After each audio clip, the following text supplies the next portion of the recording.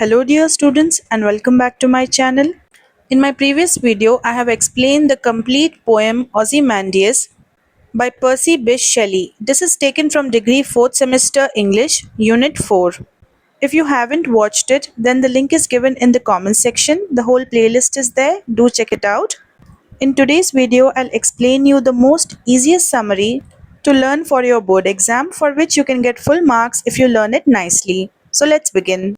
About the author. Percy Bysshe Shelley एक famous English poet थे who was born in 1792 and died in 1822. So Percy Bysshe Shelley ऐसे poems लिखते थे जो कि strong feelings के बारे में है, आज़ादी के बारे में और imagination के बारे में, यानी कि चीज़ों को imagine करने के बारे में.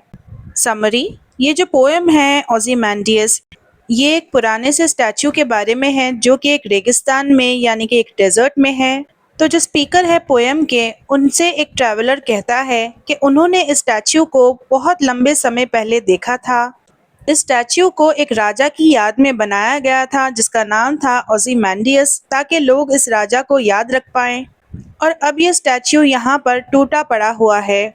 जो स्टैचू के पैर है, लेग्स है, वो अभी भी ठहरे हुए हैं. They are still standing. लेकिन इस स्टैचू का जो चेहरा है वो नीचे गिर चुका है और मट्टी में यहाँ पर नीचे पड़ा है.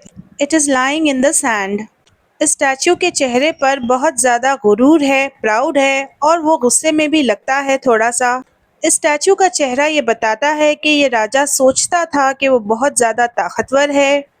इस स्टैच्यू पर एक तरह का साइन है जो कहता है मेरा नाम ओzymandias है, मैं राजाओं का राजा हूँ, मेरे काम को देखो और अमेज हो जाओ, यानी कि सरप्राइज हो जाओ. My name is Ozymandias, king of kings, look at my works and feel amazed. वो राजा चाहता था कि लोग देखें कि वो कितना ज़्यादा महान था. उसे लगता था कि वो बहुत ज़्यादा ताकतवर है, स्ट्रॉन्ग है एंड उसका काम हमेशा रहेगा.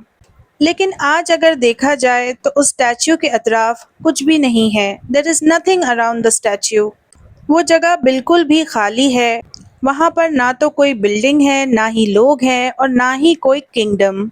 किंगडम यानी कि ऐसी ज़मीन जिस पर कोई रानी या फिर कोई राजा हुकूमत करे. वहाँ पर तो सिर्फ रेत है, सैंड है, जो कि हर दिशा में फैलती जा रही है. जो राजा ने काम किया था अपनी ज़िंदगी में वो तो जा चुका है और यहाँ पर ये स्टैच्यू टुकड़ों में पड़ा है. The statue is in pieces. ये पोएम हमें बताती है कि वक्त और नेचर दोनों ही इंसान से ज़्यादा ताकतवर होते हैं. जो राजा सबसे ज़्यादा ताकतवर होते हैं वो भी वक्त से लड़ नहीं सकते.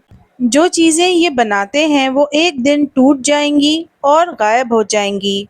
ये पोएम हमें बताती है कि दुनिया में कोई भी चीज़ हमेशा के लिए नहीं होती. Nothing in this world stage for ever. इस पोएम का मैसेज यही है कि ये हमें सिखाती है कि हमें दुनिया में बहुत ज़्यादा गुरूर नहीं रखना चाहिए. We must not be too proud of our self.